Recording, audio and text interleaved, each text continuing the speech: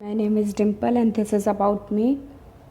तो ये French revolution का थर्ड पार्ट है।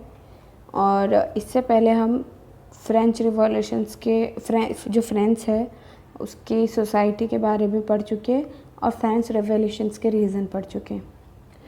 तो इस लेसन में हम फ्रांसीसी क्रांति का घटनाक्रम पढ़ेंगे। ठीक है, तो स्टार्ट करते हैं। और अगर आपको पिछले वो 2 लेसन्स देखने हो तो लिंक डिस्क्रिप्शन में है, आप ज़रूर जाके देख लीजिए। तो फ्रांसीसी क्रांति स्टार्ट कैसे हुई, क्या चीज़ें हुई, ठीक है, तो स्टार्टिंग से देखते हैं। फ्रांस की स्टेट जनरल संसदीय संस्था का 1614 के बाद बैठकों का न होना। फ्रांस में राजा ने एक सभा बुलाई। इसमें सभा में बुलाए हुए हर लोगों को राजा को सलाह देनी होती है और इन्हें जनरल स्टेट कहते हैं। पहले क्या होता था, जब कुछ लोग राजा के समक्ष इकट्ठा होते थे और उसे अपने सलाह देते थे, मत देते थे, जो भी चीज़ें, तो उसको फ्रांस में जनरल स्टेट या संसदीय संस्था कहा जाता था। तो उस संसदीय संस्था की बैठक 1614 के बाद 1789 तक, मतलब इतने सालों में कभी नहीं हुई थी।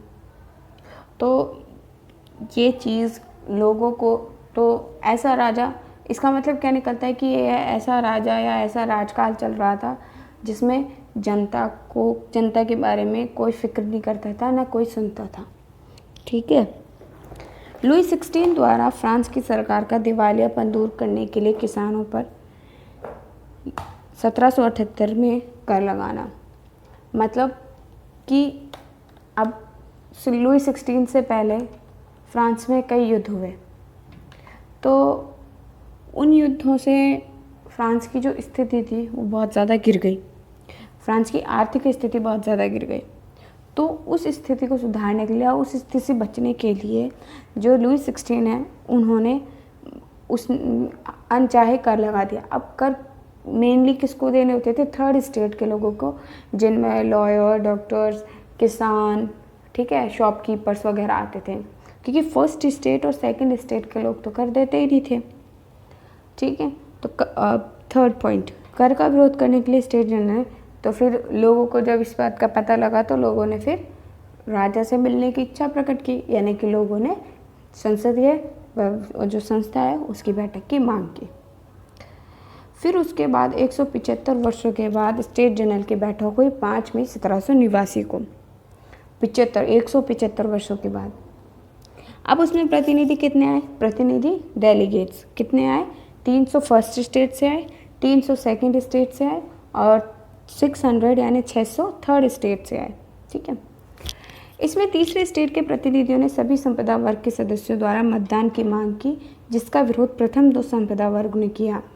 इसका मतलब क्या है कि जो पहले वोटिंग्स होती थी, एक तरह से जो मतदान होता था, वो कैसे होता था कि फर्स्ट स्टेट को पूरा एक, सेकेंड स्टेट को एक और थर्ड स्टेट को एक माना जाता था।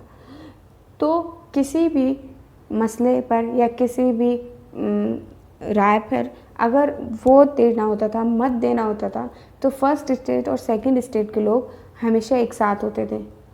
तो राय और मत आसानी से इन दोनों संप्रदाय वर्ग के हिस्से में चल जाता था, क्योंकि 2/3 बहुमत से पास हो जाता था। तो ऐसा न होकर थर्ड स्टेट लोगों ने कहा कि ऐसा न होकर अब प्रत्येक लोगों का मत गिना जाए। तो प्रत्येक व्यक्ति का मत, एक मत गिना जाएगा, तो वो उससे जो रिज़ल्ट आएगा वो ज़्यादा सही होगा। लेकिन फर्स्ट स्टेट और सेकंड स्टेट के लोगों ने यह मांग मानने से नामंजूर कर दिया, क्योंकि अगर ये मांग मान ली जाती तो वो आसानी से किसी भी फैसले पर तीसरे स्टेट के लोगों को ही ज़्यादा मेजॉरिटी मिलती। ठीक है। तो इसके बाद फिर उसके बाद वहाँ से 3 दिन बाद थर्ड स्टेट के लोग दोबारा हिस्सा लेने पहुँचे स्टेट में। तो उन्हें चारों तरफ से ताले लगे, मतलब क्या हुआ था कि राजा ने पहले तो नामंजूर कर दिया फर्स्ट स्टेट और सेकंड स्टेट के लोगों ने। फिर उसके बाद जो वो नेशनल असेंबली हॉल था, उस असेंबली हॉल को बंद करवा दिया गया ताकि थर्ड स्टेट के लोग आ ही नहीं सकें। ठीक है। फिर उनको मांग को मानना है ना मानना तो बात की बात है। तो उन ताले लगा दिए गए और फिर इस चीज़ को जब थर्ड स्टेट के लोगों ने देखा तो उन्हें बहुत ज़्यादा गुस्सा आया और उनके पास में ही थर्ड स्टेट के जो लोग हैं उन्होंने मिलकर नेशनल असेंबली का गठन कर दिया 17 जून 1789 को। नेशनल असेंबली के सदस्यों द्वारा 20 जून 1789 को टेनिस कोर्ट में शपथ ली गई और कहा कि हम तब तक इस नेशनल असेंबली को नहीं तोड़ेंगे जब तक संविधान नहीं बन जाता। तो ये जो आप डायग्राम देख रहे हैं ये वही टेनिस कोर्ट है जहां थर्ड स्टेट के लोगों ने मिलकर शपथ ली थी कि हम संविधान बनाकर रहेंगे। अब जब यहाँ बहुत सारे लोगों ने मिलकर शपथ ली तो ये जो शपथ है फेमस हो गई, टेनिस कोर्ट ओथ के नाम से जानी जाने लगी। और इसमें इस दौरान इस जो शपथ ली गई थी इस ग्रुप में कई सारे पादरी और जमींदार वर्ग के लोग भी आकर जुड़े हुए थे। अब ये इनमें कौन से थे वो लोग? वो निम्न वर्ग के पादरी और निम्न वर्ग के नोबल थे जो कहीं ना कहीं थर्ड स्टेट के लोगों के साथ जुड़े हुए थे, उनसे इमोशनली अटैच थे। किसानों ने सामंतों उसके बाद अब धीरे धीरे आक्रोश फैलने लगा, किसान भी विरोध पर उतर आए। Storming of the Bastille of 14 जुलाई 1789। अब जो बेस्टिल का किला था उसे नष्ट कर दिया गया। अब उसमें क्या था, ये राजा एक तरह से राजा को, ये जो किला था वो राजा की शान शौकत को दिखाता था और ये जो किला था वो एक जेल की तरह यूज़ किया जाता था जिसमें जो गुनहगार या होते थे उनको रखा जाता था। तो पेरिस की भीड़ ने बास्तिल के किले पर क्या कर लिया, नियंत्रण स्थापित कर लिया, उस पर धावा बोल दिया, उसको बुरी तरह नष्ट कर दिया।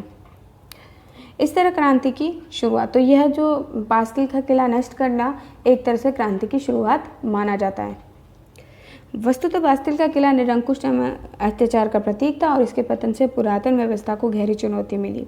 और जब ये घटना हुई तो राजा फर्स्ट स्टेट के लोग सत्ते में आ गए। इस घटना का प्रभाव फ्रांस के ग्रामीण क्षेत्रों में पड़ा। ग्रामीणों ने सामंती करे के अभिलेखों को आग लगा दी। अभिलेखों मतलब उनके जो भी अभिलेख लिखित जो चीज़ें थी सबको आग लगा दी, सबूत सारी चीज़ें जला दी गई।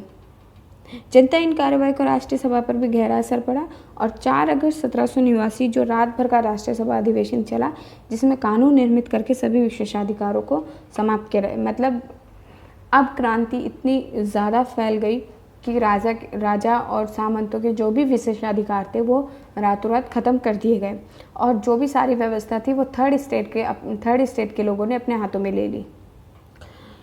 राष्ट्रीय सभा का महत्वपूर्ण कार्य था एक संविधान का निर्माण करना, अतः राष्ट्रीय सभा ही आगे चलकर संविधान सभा।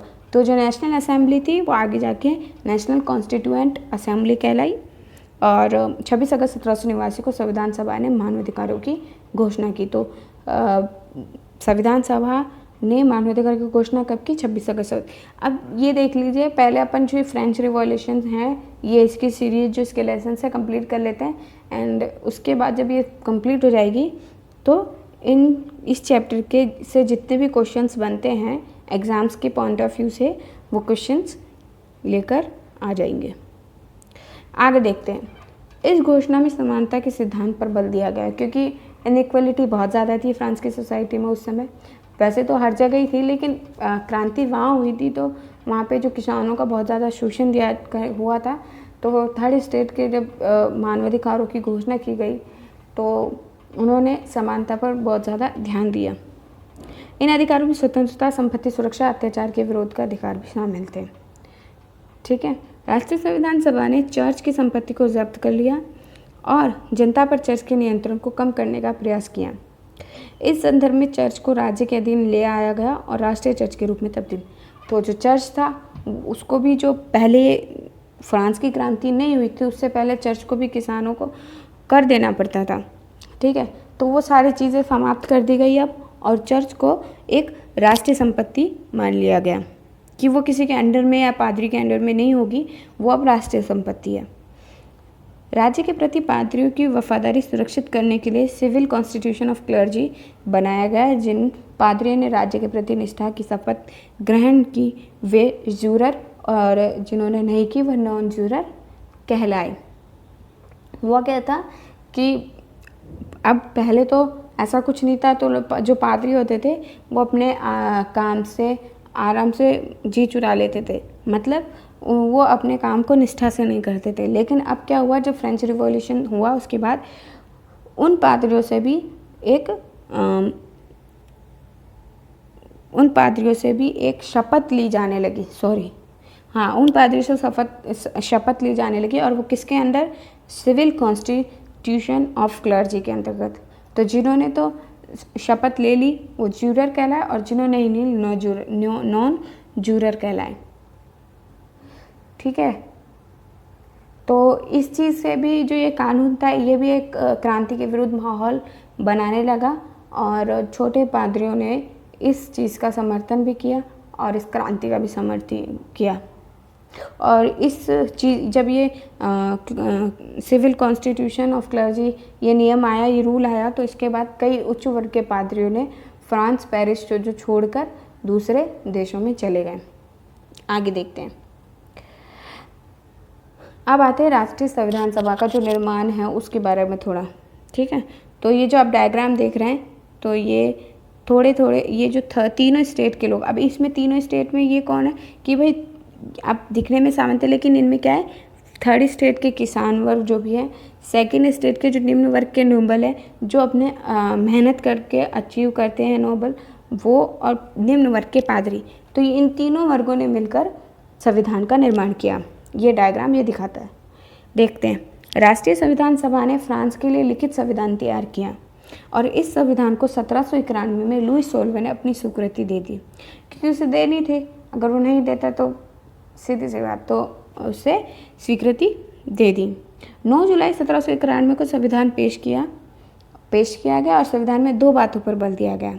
अब वो जो 2 बातें थी वो बहुत ज़्यादा इंपॉर्टेंट है, ध्यान से देखना, कि राज्य की सार्वभौम शक्ति जनता में निहित है, यानी कि जो भी राज्य के अंदर जो भी शक्ति है वो पूरी तरह से जनता में निहित है। ठीक है, जनता की जो भी चीज़ें हैं, आवश्यकता है, उन पे पूरा ध्यान दिया जाएगा। दूसरा, शक्ति का पृथक्करण राज्य एवं जनता के हित में ही होगा, यानी कि शक्ति का जो भी रखरखाव, पृथक्करण, वो राज्य और जनता, यानी कि अब इन दोनों पॉइंटों से क्या समझ में आता है कि बेसिकली जो जनता है उसकी सुख सुविधाओं, स्वतंत्रताओं, समानताओं पर ज़्यादा ध्यान दिया गया। ठीक है, संविधान सभा ने आधारभूत सिद्धांतों, स्वतंत्रता, समानता व जनता की संप्रभुता की घोषणा की। तो वही जनता की सारी चीज़ें आ गई जो जनता को आराम से रख सके। संपत्ति के अधिकार की घोषणा पत्र में बार बार दोहराया गया। अब जो संपत्ति का अधिकार था उसे बार बार उसमें दोहराया गया है, क्योंकि संपत्ति पहले जब फ्रांसीसी क्रांति से पूर्व जो सामंत व्यवस्था थी उसमें किसानों से कर तो लिए ही जाते थे, लेकिन उनके पास अपनी खुद की कोई ऐसी संपत्ति नहीं होती थी। ठीक है, तो संपत्ति का बहुत ज़्यादा ध्यान दिया गया। व्यवस्थापिका के सदस्यों के निर्वाचन के लिए नागरिकों को सक्रिय और निष्क्रिय 2 भागों में विभक्त किया गया। अब बाद में व्यवस्थापिका, जब संविधान निर्माण हुआ तो व्यवस्थापिका बनाई गई, और उस व्यवस्थापिका में जो सदस्य है उनका निर्वाचन की अनुमति दी गई, और निर्वाचन के लिए नागरिकों को 2 भागों में बांटा गया, सक्रिय और निष्क्रिय।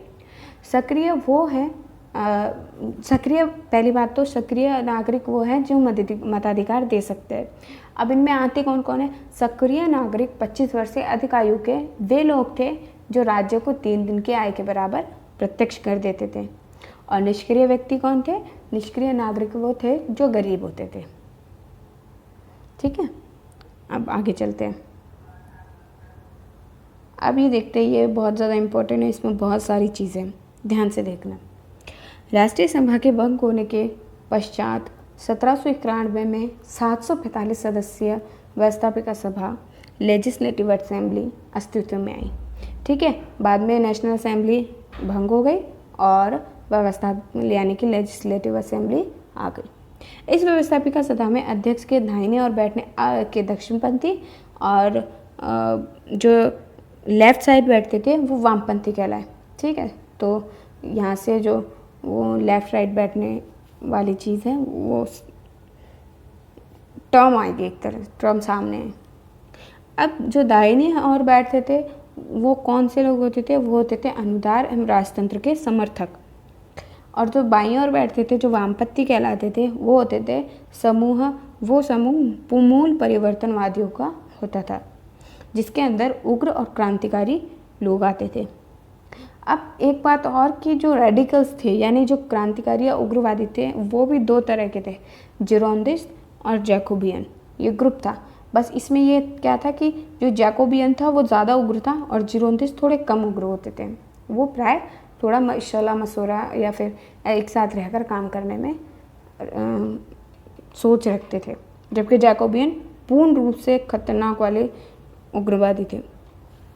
फ्रांसीसी राजतंत्र के समर्थन में प्रशा और ऑस्ट्रिया ने घोषणा की कि फ्रांस की जनता राजा की आज्ञा का पालन करे, अन्यथा हम उनके विरुद्ध कार्रवाई कर देंगे। अब प्रशा ऑस्ट्रिया जो था वो लुई 16 का ससुराल था। तो अब उनके बेसिक सी बात है कि अगर उनकी बेटी के ससुराल पर कुछ आएगा तो वो कुछ ना कुछ तो करेंगे। तो वही ऑस्ट्रिया ने किया और ऑस्ट्रिया के साथ प्रशा ने भी साथ दिया। तो जब उन्होंने ऐसी घोषणा की तो अप्रैल 1792 में ऑस्ट्रिया के विरुद्ध फ्रांस ने युद्ध की घोषणा कर दी। अब ये युद्ध की घोषणा थर्ड स्टेट के जो लोगों का जो ग्रुप था, जिन्होंने बेसिक रूप से जो फ्रांसीसी क्रांति की थी, उन लोगों ने कर दी। बाद में व्यवस्थापिका सभा को समाप्त कर दिया गया और वैश्विक मताधिकार के अधिकार को राष्ट्र कन्वेंशन का गठन हुआ। तो युद्ध हुआ, युद्ध में हार गया था फ्रांस।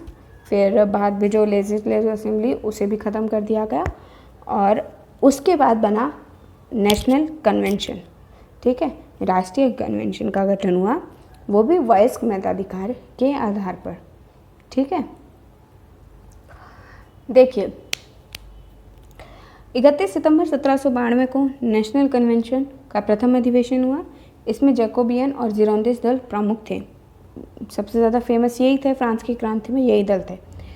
इसमें प्रमुख नेता दांते, रोस्पियर, हीटर आदि थे। दूसरी तरफ जिरोंदिस्ट थे। अब जैकोबिन में दांते, रोस्पियर, हीटर और जिरोंदिस्ट में कौन थे? ये शिक्षित और सुसंस्कृत होते। और इसमें प्रमुख नेता थे दांते, रोस्पियर, हीटर आदि। दूसरी तरफ जिरोंदिस्ट थे, ये शिक्षित और सुसंस्कृत लोग थे। जैसा कि बताया था, ये थोड़े कम उग्रवादी थे और शिक्षित, है ना। इन्हें किताबी ज्ञान अधिक था। फलतः ये व्यवहारिक राजनीतिज्ञ नहीं थे, प्रमुख नेता थे। अब इसके प्रमुख नेता कौन थे? स्नार, मैडम राला, बिस्रो आदि। यहाँ समझने की यह बात यह है कि दोनों ही गुट गणतंत्र के हिमायती थे, विदेशी शक्तियों के विरुद्ध युद्ध की समर्थन थे। अंतर केवल स्वरूप का था। अब बेसिकली ये दोनों आते परिवर्तनवादियों में ही थे, लेकिन इनमें अंतर थोड़ा स्वरूप का था। कैसे? जो जिरोंदिस्ट थे वो फ्रांस में उदारवादी स्थान ग्रहण कर लिया था बाद में इन्होंने, और उनका मानना था कि क्रांति बहुत आगे आ चुकी है, अब उसका अंत हो जाना चाहिए।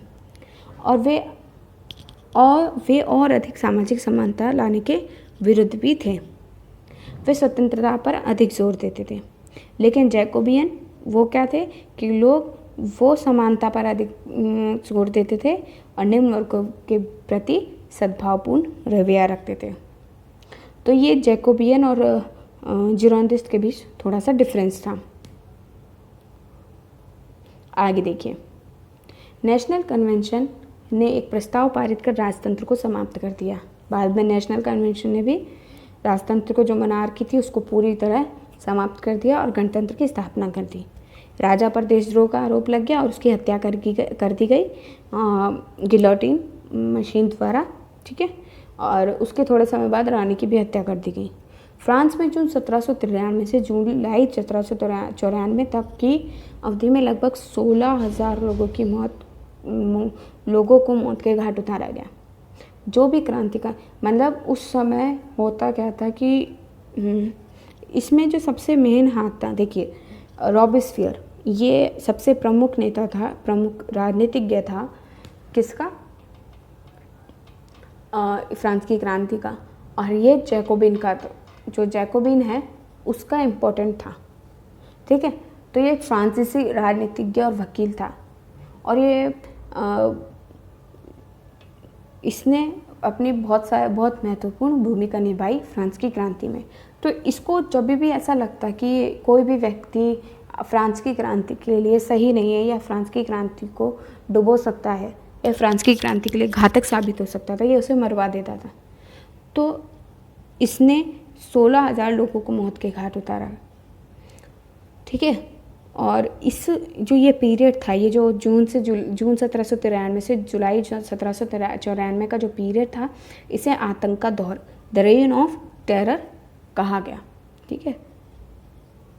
बाद में 1794 में रॉबेस्पियर को कैद कर लिया गया, किनके द्वारा? जिरोंदिस्ट, जो जिरोंदिस्ट थे उनके नेताओं के द्वारा रॉबेस्पियर को गिरफ्तार कर लिया गया, कैद कर लिया गया, और उसे भी उसी जो गिलोटिन मशीन थी उसी के द्वारा मौत के घाट उतार दिया गया और आतंक राज्य की समाप्ति कर दी गई। बाद में उदारवादियों के द्वारा सत्ता संभाली भी गई। उदारवादी में कौन से ग्रुप के लोग थे? जिरोंदिस्ट के। तो उनके द्वारा सत्ता संभाली गई, लेकिन फिर बाद में उनसे ज़्यादा काम अच्छा नहीं हुआ, क्योंकि फिर उन्होंने ग्रुप्स वगैरह बनाए। उसके बाद जब गणतंत्र था उसमें क्या हुआ, तो करप्शन आ गया, भ्रष्टाचार आ गया, सट्टेबाजों का प्रभाव पड़ गया, तो वो चीज़ ज़्यादा दिन चली नहीं, ठीक है। आगे देखिए कुछ चीज़ें फ्रेंच रिवॉल्यूशंस के दौरान कुछ जो चीज़ें हुई वो कि राष्ट्रीय नीति शिक्षा अपनाई गई, फ्रेंच को जो है राष्ट्रभाषा घोषित कर दिया गया, गुलामी प्रथा का समाप्त कर दिया गया, जो कि बहुत ही ज़्यादा रीज़न थी फ्रांसीसी क्रांति को होने में। ऋण न चुका पाने पर जेल भेजने के संबंधी कानून समाप्त कर दिए गए। सबसे बड़े पुत्र को उत्तराधिकार देने का कानून समाप्त कर पारिवारिक जीवन में समानता स्थापित करा दिया गया। धर्म के मामले में राज्यों को अपने को धर्मनिरपेक्ष घोषित कर दिया गया और पादरियों को कोई मान्यताएं नहीं दी गई। ये कुछ चीज़ें थी जो उस समय हुई फ्रांसीसी रिवॉल्यूशन के टाइम, ठीक है। आगे देखते हैं। डायरेक्टरी का शासन वस्तुतः नेशनल कन्वेंशन ने एक संविधान का निर्माण कर कार्यपालिका उत्तरदायित्व 5 सदस्यीय निदेशक मंडल को सौंपा। तो बाद में डायरेक्टरी बनाई गई और इन जो ये 5 सदस्यीय जो निदेशक मंडल था, तो इनका टाइम टू टाइम इन सदस्यों का कार्यकाल आता था, ठीक है। लेकिन बाद में नेपोलियन ने डायरेक्टरी के शासन का अंत कर दिया। तो फिर बाद में जो नेपोलियन आ चुके थे फ्रांस में, उन्होंने अपने हाथ में धीरे धीरे सत्ता लेनी स्टार्ट कर दी थी। तो उन्होंने इसको डायरेक्टरी जो व्यवस्था थी इसको ख़त्म कर दिया और अपने हाथ में सत्ता ले ली और सैन्य विजयों द्वारा फ्रांस के सम्मानों को स्थापित कर दिया। तो लोग खुश हो गए भाई कि अब हमारे पर हमारे देश में ऐसा राजा आ चुका जो बहुत अच्छे से व्यवस्था संभाल सकता है। फिर 1799 में नेपोलियन ने डायरेक्टरी के शासन का अंत कर दिया था और फ्रांस का प्रथम काउंसिल बना नेपोलियन और 1804 में उसने अपने को सम्राट घोषित कर दिया। तो इस तरह नेपोलियन के तानाशाही साम्राज्यवादी शासन की शुरुआत हुई। तो एक तरह से देखें तो फ्रांसीसी क्रांति हुई किस वजह से, किस लिए थी कि गणतंत्र स्थापित करने के लिए। बेसिक रीज़न यही था क्योंकि जो राजतंत्र था, मोनार्की थी, वो लोगों के ऊपर बहुत ज़्यादा शासन चलाती थी, उनका शोषण करती थी। क्रांति हुई, चीज़ें बदली, चीज़ें परिवर्तित हुई, लेकिन उसके बाद भी चीज़ें वहीं आकर रुकी और वही नेपोलियन ने अपना तानाशाही जो साम्राज्यवाद था वो स्थापित कर लिया। तो अब इसके बाद ये घटनाक्रम कंप्लीट हो चुका है। इसके बाद हम लेसन में पढ़ेंगे, इसके इफ़ेक्ट पढ़ेंगे और थोड़े बहुत इसके एक्स्ट्रा पॉइंट्स होंगे, उनको देख लेंगे। तो आज के लिए इतना ही। अगर आपको लेसन अच्छा लगा हो तो प्लीज़ मेरे चैनल को सब्सक्राइब कीजिए, वीडियो को लाइक और शेयर कीजिए। Thank you.